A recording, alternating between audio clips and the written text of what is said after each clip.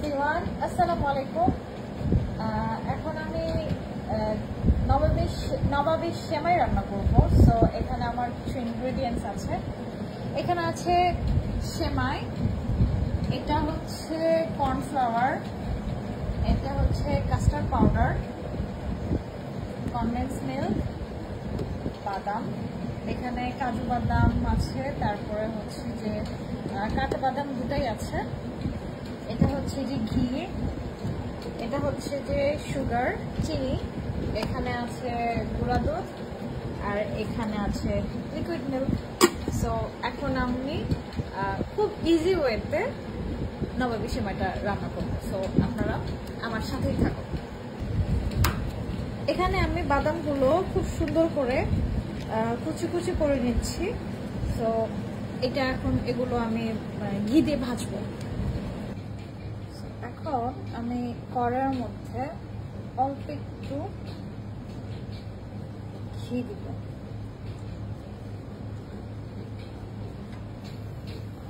হালকা করে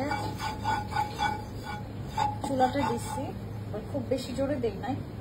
তো এখন আমি এই বাদামগুলো দিয়ে দিব। এভাবে আমি একটু রোস্টেড করে নেব বাদামগুলো। অনেক সুন্দর একটা স্মেল আসছে, তাই না বাবা? সো এটা আমি খুব বেশি কড়া করে ভাজবো না, হালকা ভাজবো, যাতে মানে খেতে অনেক মজা লাগে। সো বাদাম কিন্তু এমনিতেই অনেক মজা লাগে, কাজু বাদাম, কাঠা বাদাম, সেখানে যদি ঘি দিয়ে ভাজা হয় সেখানে আরো মজা লাগে, তাই না? আমরা ওকে, সো এটা এখন আমরা সুন্দর করে ভাজবো।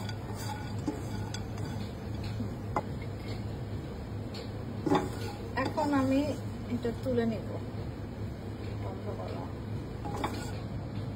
সো ওই একই প্যানে এখন আমি আরেকটু ঘি দিব।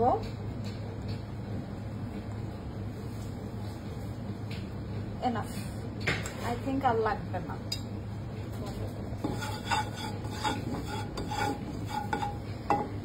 এখন এর মধ্যে আমি সেমাইগুলো একটু ভেঙে ভেঙে দিব।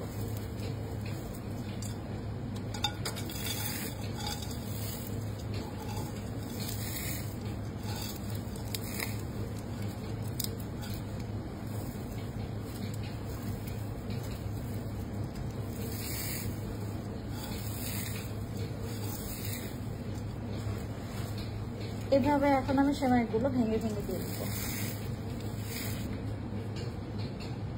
সো এর মধ্যে এখন আমি গুঁড়া দুধ দিব, পাউডার মিল্ক 2 টেবিল চামচ। আরেকটু দিই, তাহলে খেতে আর একটু মজা লাগবে। সো এখানে আমি পাউডার মিল্ক দিলাম। এখন আমি দিব এর মধ্যে সুগার। আমি একটু মিষ্টি কম খাই, হালকা মিষ্টি খাই, এই জন্য আমি একটু কম করে দিলাম। পরে যদি লাগে সো আমি পরে অ্যাড করে দেব।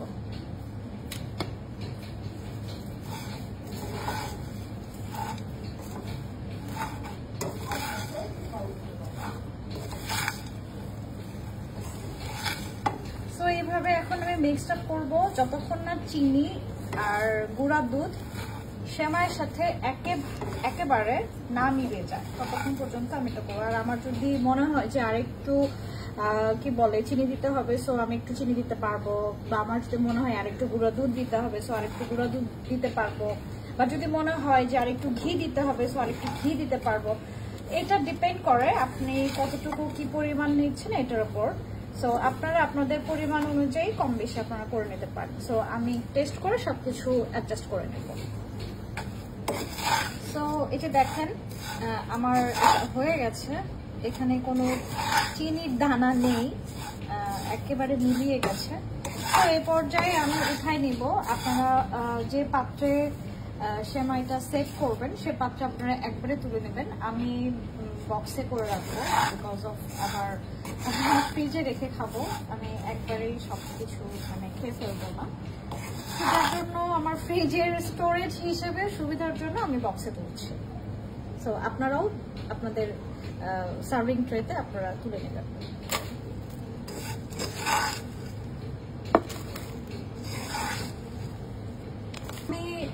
মানে তুলে নিলাম, বেশিরভাগটাই আমি তুলে নিয়েছি, অল্প একটু আমি রেখে দিয়েছি। এই পর্যায়ে আপনারা চাইলে ফুড কালারটা আপনারা একটু মিলিয়ে এটা আপনারা উপরে দিতে পারেন, বাট আমি ফুড কালার ইউজ করবো না। ফুড কালার দিলে দেখতে সুন্দর লাগে, কিন্তু আমি ইউজ করবো না, এটা আমার স্বাস্থ্যের জন্য ভালো না। সো এটা আমি এইভাবে সমান করে আমি দিব। সো আপনারাও এইভাবে সমান করে দিবেন। এখন আমি এটাতে প্রায় হাফ কেজির বেশি, আমি এখানে 1 কেজি আছে। সো আমি দুধটা ঢেলে নিব। আমি দুধের সর সহই দিচ্ছি, কারণ আমি এক্সট্রা কোনো ক্রিম ইউজ করব না, এটা আমার ক্রিম হিসেবে কাজ করবে। সো এর মধ্যে আমার আছে, আমি ফার্স্টে বলেছিলাম 1 লিটার না বলে আমি বলছি 1 কেজি দুধ। সো সরি, এটাকে কেউ অন্যভাবে নেবেন না। এখানে 1 লিটার বা 1 লিটার আমাদের দুধ আছে। এর মধ্যে এখন আমি দিব গুঁড়া দুধ, চিনি বা আরো যা যা ইনগ্রেডিয়েন্টস সবগুলো দিব। আস্তে আস্তে আমি বলছি, আপনারা দেখতে থাকুন। এখন এর মধ্যে আমি দিব 2 চামচ হচ্ছে যে গুঁড়া দুধ, 1 চামচ দিই, 3 চামচ দিলাম। চিনি দিলাম, কারণ যেহেতু কনডেন্স মিল্ক দিব সেহেতু চিনিটা একটু বুঝে শুনে দিতে হবে। আর যেহেতু চিনি কম খাই আমরা, সো পরের টেস্ট অনুযায়ী বাড়িয়ে কমিয়ে দিব। এখানে আমি 2 চা চামচ কর্নফ্লাওয়ার দিব।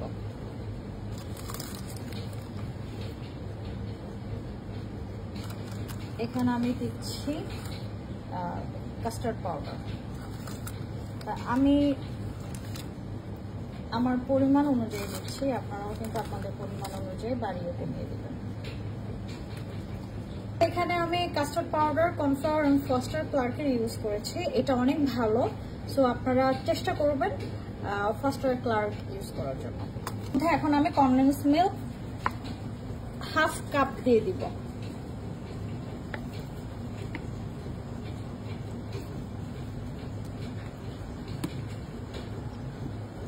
গ্যাসের চুলাটা অন করে দিলাম। এখন আমি সবকিছু কন্টিনিউয়াসলি নাড়তে থাকবো যতক্ষণ পর্যন্ত ঘন না হয়।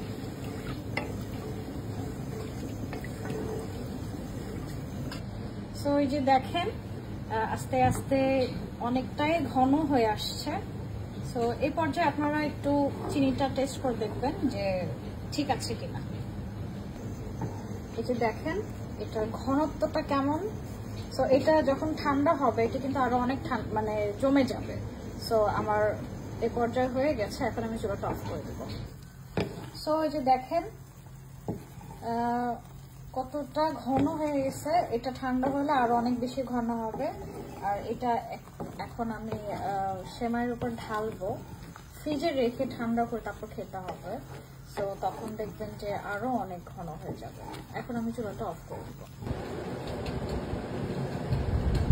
এখন এটা আমি গরম অবস্থায় এই সেমাইয়ের মধ্যে ঢেলে দিব, আদারওয়াইজ দলা লেগে যাবে, তখন খুব সুন্দর করে ঢালা যাবে। সো এটাকে আমি খুব সুন্দর করে এখন আমি ঢেলে নিলাম। আর এটা আমার এটা ঢালা কমপ্লিট। আমি এটা ঢেলেছি, আমার খুব সুন্দরভাবে আমি এটাকে সেট করেছি। আচ্ছা, এখন এর মধ্যে আমি উপরের যে মানে আমি আপনাদেরকে বলেছিলাম যে সেমাইটা আমি আলাদা করে রেখেছি অল্প একটু, সেই সেমাইটা উপর সুন্দর করে আমি বিছাই।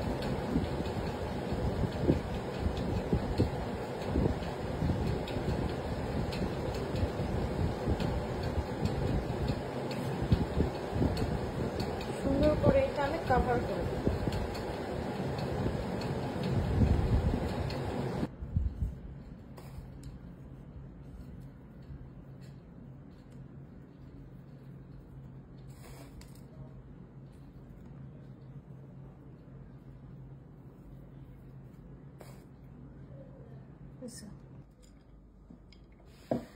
আর লাস্ট আমি গার্নিশের জন্য এই যে রোস্টেড যে বাদামগুলো আছে সে বাদামগুলো আমি উপর দিয়ে ছিটিয়ে দিব। তাহলেই আমার হয়ে যাবে নবাবী সেমাই। আর এটাকে অবশ্যই আপনারা ঠান্ডা করে ফ্রিজে রাখবেন, এটা ঠান্ডা ঠান্ডা খেতে অনেক মজা লাগে। সো অবশ্যই আপনারা এটা বাসায় ট্রাই করবেন এবং কেমন হয়েছে অবশ্যই কিন্তু কমেন্ট করে জানাবেন।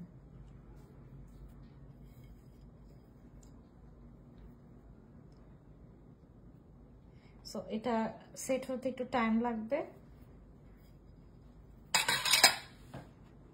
এই তো আমার হয়ে গেল খুব সুন্দর নবাবী সেমাই। এটা খেতে খুবই মজা, খুবই সুস্বাদু এবং খুবই অল্প পরিমাণে খুব সহজে এটা তৈরি করা যায়।